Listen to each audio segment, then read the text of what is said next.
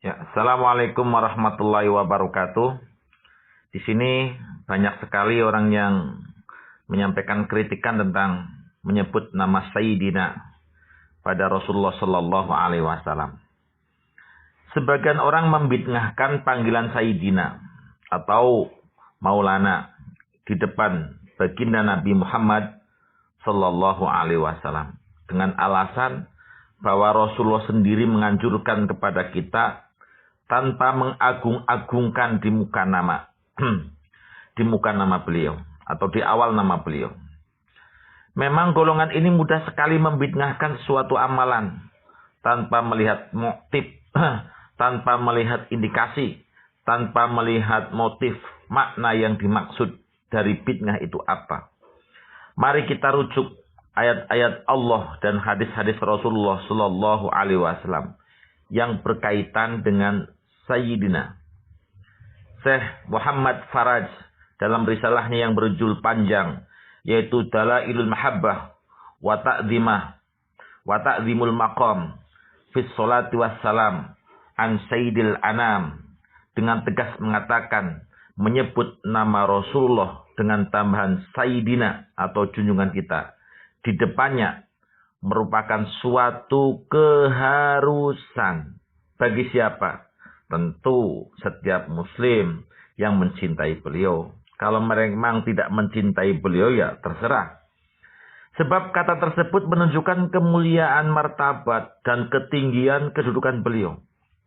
Allah memerintahkan umatnya supaya menjunjung tinggi martabat Rasulullah Sallallahu Alaihi, menghormati dan memuliakan beliau, bahkan melarang kita memanggil atau menyebut nama beliau dengan cara sebagaimana kita menyebut nama orang di antara sesama kita.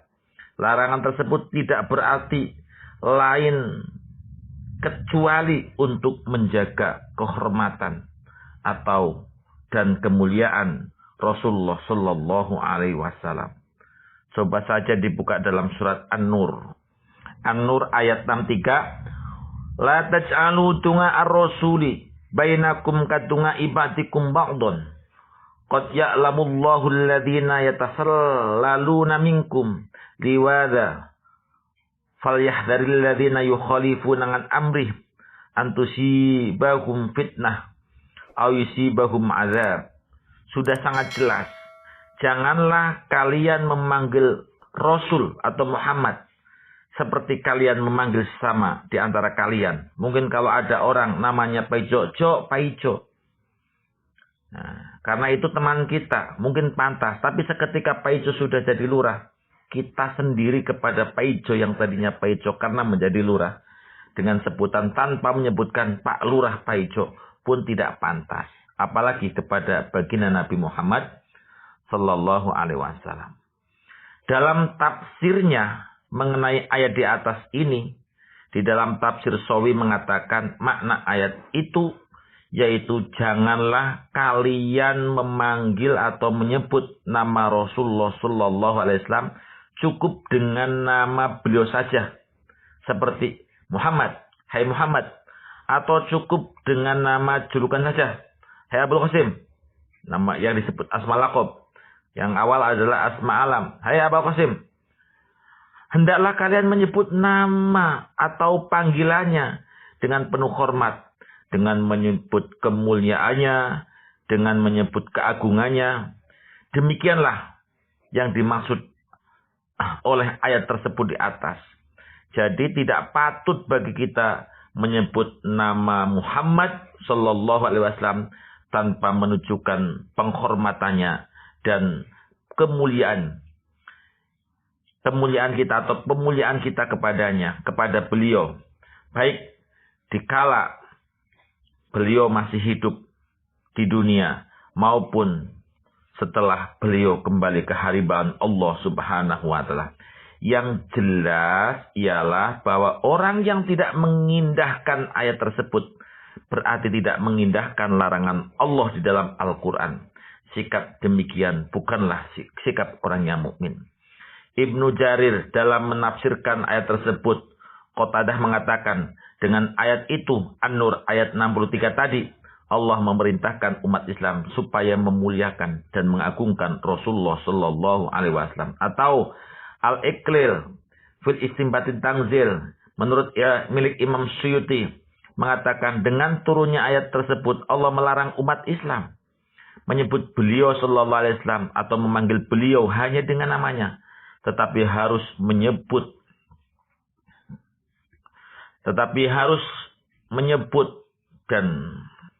dan memanggil beliau dengan tambahan atau dengan kemuliaan seperti ya Nabi Allah, seperti ya Rasulullah, atau dengan Sayyidina. Menurut kenyataan sebutan atau panggilan demikian itu tetap berlaku kendati beliau telah wafat. Di dalam kitab Fathul Bari Syarah Sahih Bukhari juga sangat ditegaskan seperti tersebut di atas dengan tambahan keterangan. Sebuah riwayat berasal dari Ibnu Abbas radhiyallahu anhu diriwayatkan oleh Dohak bahwa sebelum ayat tersebut turun, kaum muslimin memanggil Rasulullah SAW dengan hanya menyebut wahai Muhammad, hai Ahmad, hai Abul Qasim dan yang lainnya dan lain sebagainya. Dengan menurunkan ayat ini Allah melarang mereka untuk memanggil Rasulullah dengan ucapan-ucapan tadi. Mereka kemudian menggantinya dengan ya Rasulullah, ya Nabi Allah. Hampir seluruh ulama Islam dan para ahli fikih berbagai madhab mempunyai pendapat yang sama mengenai soal tersebut, yaitu bahwa mereka semua melarang orang menggunakan sebutan atau panggilan dengan yang dilakukan orang sebelum ayat di atas turun. Di dalam Al-Quran banyak terdapat ayat-ayat yang mengisyaratkan mana tersebut, di antara lain yaitu Al-Quran surat Al-A'raf ayat 157, Al-Fatih ayat 8 dan 9, Al-Insyirah ayat 4, dan lain sebagainya. Dalam ayat-ayat inilah Allah memuji kaum muslimin yang bersikap hormat dan memuliakan Rasulullah, bahkan menyebut mereka sebagai orang-orang yang beruntung. Juga firman Allah Subhanahu wa Ta'ala mengajarkan kepada kita bertata krama, yang mana dalam firman-Nya tidak pernah memanggil atau menyebutkan Rasulullah dengan kalimat hai Muhammad, tetapi memanggil dengan kalimat hai Rasulullah ya ayyuhar rasul, hai Nabi ya ayyuhan nabiyyu. Firman-firman Allah Subhanahu wa Ta'ala tersebut cukup gamblang dan jelas membuktikan bahwa Allah mengangkat dan menjunjung Rasulullah sedemikian tinggi hingga layak disebut dengan Sayyidina atau junjungan kita Nabi Muhammad Sallallahu Alaihi Wasallam. Menyebut nama beliau tanpa diawali dengan kata yang menunjukkan penghormatan seperti Sayyidina tidak sesuai dengan pengagungan yang selayaknya kepada kedudukan dan martabat beliau. Dalam surat Al-Imran Allah Subhanahu wa Ta'ala menyebutkan Nabi Yahya alaihissalam dengan predikat Sayyidina. Al-Imran ayat 39. Coba. Fanadathul malaikatu wa waqaimu yusalli fil mihrab annallaha yubassiruka bi Yahya musaddiqum bi kalimatin minallah wa sayyidan. Ini wa sayyidan, ada kalimat wa sayyidawu, ya ada kalimat wa sayyidan. Wa sayyidawu wa hasuro wa nabiyyam minas solihin.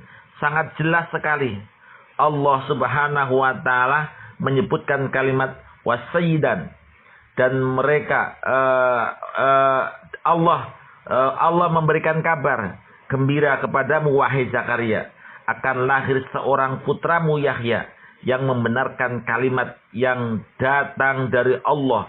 Seorang sayyid disebut, seorang sayyid terkemuka panutan, sanggup menahan diri dari hawa nafsu, dan nabi dari keturunan orang-orang soleh.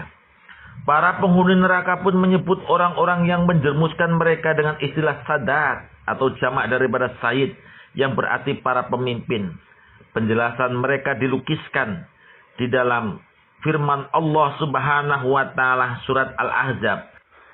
A'udzu billahi minasy syaithanir rajim. Wa qalu rabbana inna ata'na sadatana. Sadatana kalimat jamak daripada sayyidah. sadatana wa kubara'ana fadalluna sabil. Ini sangat jelas dan sangat jelas sekali bahwa penghuni neraka yaitu orang-orang ahli neraka kelak berkata, ya Tuhan kami, sesungguhnya kami telah menaati atokna sadatana, para pemimpin atau sadatana, para pemimpin kami dan para pembesar kami, lalu mereka menyesatkan kami di jalan yang benar. Ini di Al-Quran itu disebutkan bahwa sadat itu bukan hanya khusus untuk Allah, tapi untuk yang pertama tadi disampaikan untuk Yahya, yang kedua kepada para pemimpin. Juga seorang suami dapat disebut dengan kata sayyid, sebagaimana yang terdapat di dalam surat Yusuf, ya, surat Yusuf halaman 25. Surat Yusuf nomor ayat 25, wastabaqul baba wa qaddat qami sahumin duburin fa'al faya sayyidaha ladal bab. Kalimat wa'al fa sayyidaha, wanita itu menarik kamis atau bajunya Nabi Yusuf dari belakang hingga koyak atau robek. Kemudian keduanya memegroki sayyidaha, suaminya, ya. Kalimat sayyidah sini adalah suaminya. Di dalam surat Yusuf nomor ayatnya adalah 25. Ini kisah, dalam kisah yang dimaksud sayyid di sini adalah Raja Mesir. Demikian juga kata Maulana yang berarti pengasuh, penguasa, penolong, dan sebagainya. Banyak terdapat di dalam Quranul Karim. Kata-kata ini diantaranya surat Ad-Dukhan ayat 41. Allah Subhanahu wa taala berfirman, yauma la yughni maulan an maulan syai'a wala hum yungsurun. Ini sangat jelas. Maulan adalah seorang pelindung. Hai, hari kiamat di mana orang maula, pelindung, tidak dapat memberikan manfaat apapun kepada maula yang dilindunginya, dan mereka tidak akan tertolong. Sudah sangat jelas dan banyak ayat-ayat yang lain yang tidak perlu saya bacakan. Betapa banyaknya bahwa Sayyidina dan Maula itu adalah bukan khusus untuk Allah Subhanahu wa ta'ala saja. Kalau memang artinya tidak mutlak, ini bisa digunakan dan bermakna yang macam-macam. Harus banyak berkat, harus banyak belajar bersama-sama. Muhibin muhibat yang saya muliakan, kita kembali kepada analogi kita. Coba betapa viralnya sekarang mengagungkan para pejabat dan mengagungkan orang-orang yang terhormat. Mengapa orang-orang yang menyebut nama seorang pejabat tinggi pemerintah kepada para presiden, para raja atau menteri, atau kepada diri seseorang dengan awalan yang mulia tidak dituduh berbuat bid'ah?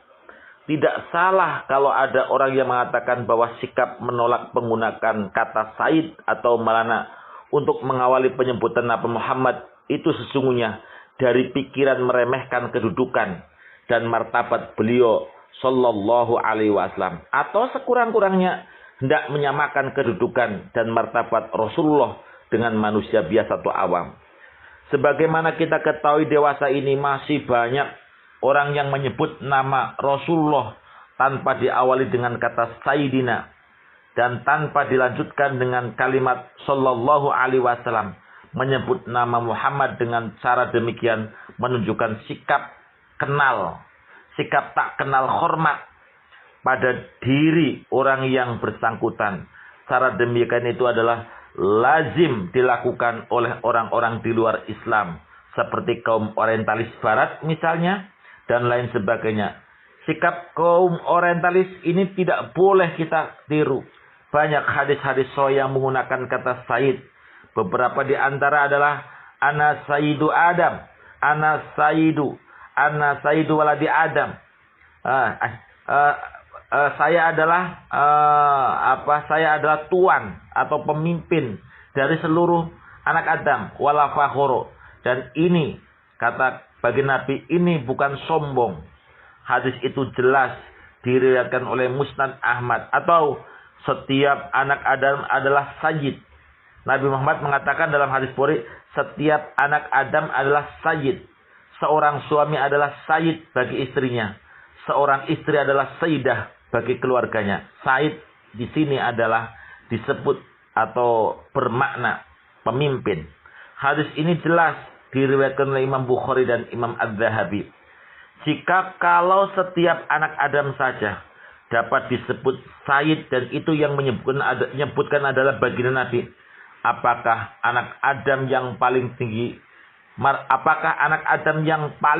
martabatnya dan yang paling mulia kedudukannya di sisi Allah, yaitu junjungan kita Nabi Muhammad, tidak boleh disebut dengan sayyid? Dalam hadis Muslim terdapat sebuah hadis bahwasanya Rasulullah Shallallahu Alaihi Wasallam memberitahu para sahabatnya bahwa pada hari kiamat Allah Subhanahu Wa Taala akan menggugat hamba-hambanya. Bukankah engkau telah kumuliakan dan kujadikan sayyid? Nah di sini sayyid. Alam ukrimuka wa usawiduka, kata Allah. Makna dari hadis ini adalah Allah Subhanahu wa taala telah memberikan kemuliaan dan kedudukan yang tinggi kepada setiap manusia. Kalau setiap manusia dikaruni kemuliaan dan kedudukan yang tinggi, apakah manusia pilihan Allah yang diutus sebagai nabi dan rasul tidak jauh lebih mulia, tidak jauh lebih tinggi kedudukannya dari martabat manusia biasa? Kalau manusia biasa saja dapat disebut dengan sayyid, mengapa Rasulullah tidak boleh disebut dengan sayyid? Saudaraku muhibbin muhibbat, dalil orang-orang yang membantah orang yang membantah tentang apa yang saya sampaikan, dan mereka mengatakan bahwa tidak boleh menyebutkan sayyid karena menyebutkan sayyid adalah bid'ah. Yaitu ada sementara orang-orang terkelabui oleh pengarang hadis palsu yang berbunyi latu sayyiduni, ya, latu ya sawiduni fis sholah. Jangan sebutkan nama sayyid di dalam sholat. Jangan menyebut nama Muhammad dengan sayyid di dalam sholat. Tampaknya pengarang hadis ini palsu yang mengatasnamakan Rasulullah untuk mempertahankan pendiriannya. Itu lupa atau memang tidak mengerti bahwa di dalam Arab ini tidak pernah terdapat kata-kata kerja tusayyidu. Tidak ada kemungkinan sama sekali Rasulullah mengucapkan dengan bahasa Arab gadungan seperti yang dilukiskan oleh pengarang hadis palsu tersebut. Dilihat dari segi bahasanya saja, hadis ini tampak jelas kepalsuannya. Namun untuk lebih memperkuat pembuktian kepalsuannya hadis ini tersebut, baiklah kami kemukakan beberapa pendapat para ulama. Kitab Al-Hawi atas pertanyaan mengenai hadis tersebut, Imam Jalaluddin As-Suyuti, seorang hafid, seorang yang hafal terhadap ratusan ribu hadis, tidak pernah ada hadis tersebut. Hadis tersebut adalah batil. Imam Hafidz As-Sawkawi dalam kitab Al-Masaqidul Al-Maqasidul Hasanah menegaskan hadis itu tidak karuan sumbernya. Imam Jalaluddin Al-Mukhri, Imam Asy-Syamsuri Ar-Ramli, Imam Ibnu Hajar Al-Haytami, Imam Al-Qari, para ahli fikih mazhab Syafi'i dan mazhab Maliki dan yang lainnya, semuanya mengatakan hadis itu sama sekali tidak benar. Selain hadis palsu di atas tersebut, masih ada hadis palsu yang semakna, yaitu berbunyi, yaitu la tu'azzimuni fil masjid. Ini ada hadis yang beredar demikian, jangan mengagungkan aku Muhammad di masjid. Ini berarti kan tidak boleh menyebutkan Sayyidina, kata mereka. Dalam kitab Kasful Khufa, Imam Hafidz Al-Ajluni menyebutkan dengan jelas bahwa dengan tegas mengatakan bahwa hadis ini batil. Demikian pula Imam As-Sawkawi dalam kitab Maulidnya yang berjudul Kanzul Ifah menyatakan tentang hadis ini adalah kebohongan yang diada-adakan. Memang masuk akal kalau ada orang berkata seperti ini, yakni jangan mengagungkan aku di masjid kepada para hadirin di dalam masjid, sebab ucapannya itu adalah tawadu, rendah hati. Jadi mereka hanya tekstual, tidak konseptual. Itu merupakan tawadu, rendah hati. Akan tetapi kalau dikatakan bahwa perkataan tersebut diucapkan oleh Rasulullah atau sebagai hadis beliau, jelas hal ini adalah pemalsuan yang terlampau berani. Mari kita lanjutkan tentang hadis-hadis yang menggunakan kata Said sebagai berikut. Hadis yang diriwayatkan oleh Bukhari dan Muslim dalam sahihnya bahwa Rasulullah SAW mengatakan, aku Said Adam, aku Said anak Adam, ana Said waladi Adam. Jelas bahwa kata Said dalam hal ini berarti pemimpin umat, orang yang paling terhormat dan paling mulia, paling sempurna segala hal, sehingga dapat menjadi panutan serta teladan bagi umatnya yang dipimpin. Ibnu Abbas mengatakan bahwa makna Said dalam hadis tersebut ialah paling mulia di sisi Allah.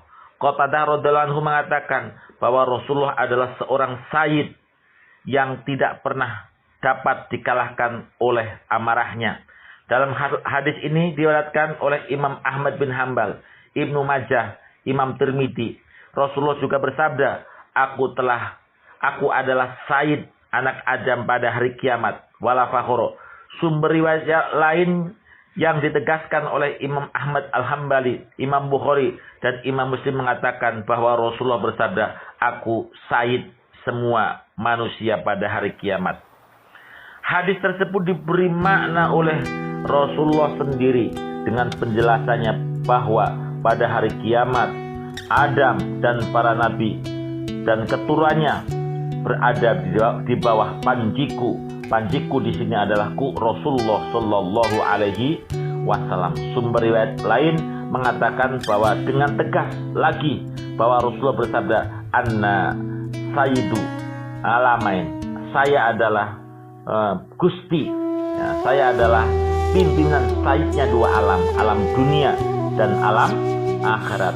Riwayat yang lain dari Abu Nuaim sebagaimana tercantum dalam kitab Dalailun Nubuwah mengatakan bahwa Rasulullah SAW, saya adalah Sayyidu Qaumil Mukminin pada saat mereka dibangkitkan kembali di hari kiamat. Banyak sekali lah, pokoknya kita harus mantap